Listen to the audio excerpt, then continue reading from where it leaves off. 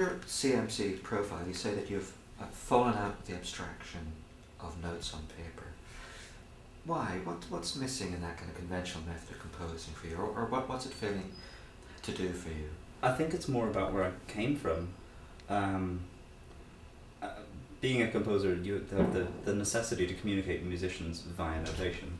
That's just the way the system works. Some composers have stretched that to limits in various directions. I think it's because most of the musical ideas that I wanted to get down on paper didn't fit in notation. They didn't fit in rhythms, they didn't fit in motifs and melodies, and the notational system is designed for that sort of thing. It was when I really discovered spectral music that I saw that you could just reduce it to frequencies and amplitudes and time notation, and that just opened up a window for me. It seemed much more, that was a much more direct communication of what I was trying to get across.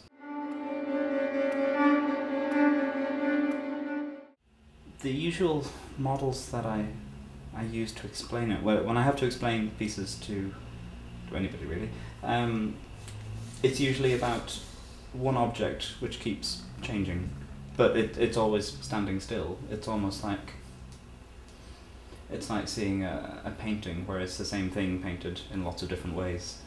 I think that's probably the best way of looking at it. It's the same thing, just looked at from lots of different angles. And I mean, something like, at the same time, when you ask about the metronome in Inner Shadow, it's lots of people have asked about that, and I don't know why it's there. I'm not really sure what function it fulfills. I hate to be mystical about describing music, but I can't explain why it was there. It just seemed like the right thing to do. And there is something about it being a constant frame of reference against which other things can be judged. But if I was thinking about it that way, I probably would have been much more literal about it and had more of a rhythmic aspect with it. I think it was related to the Beckettness of the commission as well. Supposedly, I was told this after the concert by a Beckett scholar who was there, but that Beckett used to bring a metronome along to rehearsals to time the musicians so they had a beat to walk to, which I like that. That's good.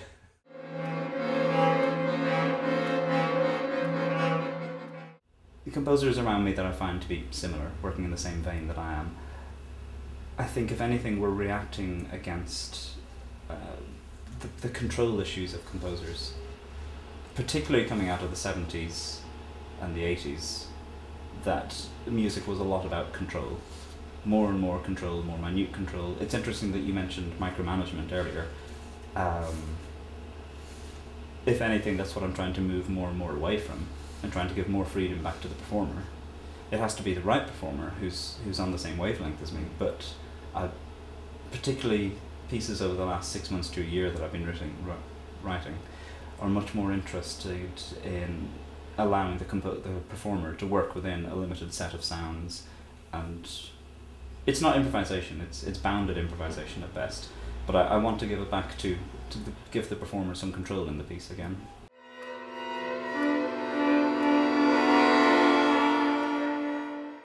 I don't aspire to write for an orchestra or to write an opera. I won't say they're outmoded institutions, but I think that the way that they are run, and generally the musical styles that they play to, put it another way, the music I write I don't think is particularly suited to an orchestra and the way an orchestra is controlled, the way orchestras work. The only large-scale pieces I've written like that have been for free amounts of players, anything 10 players up, any instruments, anything like that. So writing for a large group, if I can get a large group of musicians together, then I can do large-scale pieces. But the orchestra as an institution, I don't think I can do anything with that.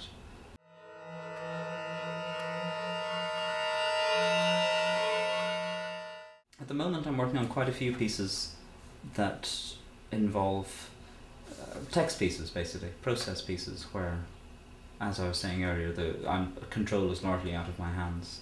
I write the sound world, I write the environment, and I write how the relationships are between the instruments and between the players, and then I just let them go and see what happens.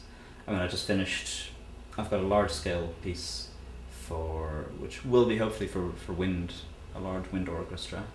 Again, I hesitate to use the word orchestra.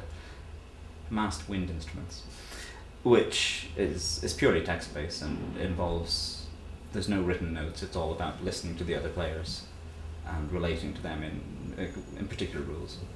I've just finished a piece for 12 saxophones which worked on a similar principle. The note options were written out, but a lot of what was happening, they had a lot of choice between what they were actually playing. So I think I'm doing a lot of that at the moment, trying to find ways to free up players more, yet still be my music, still get the same sounds. I'm very interested in emergent phenomena.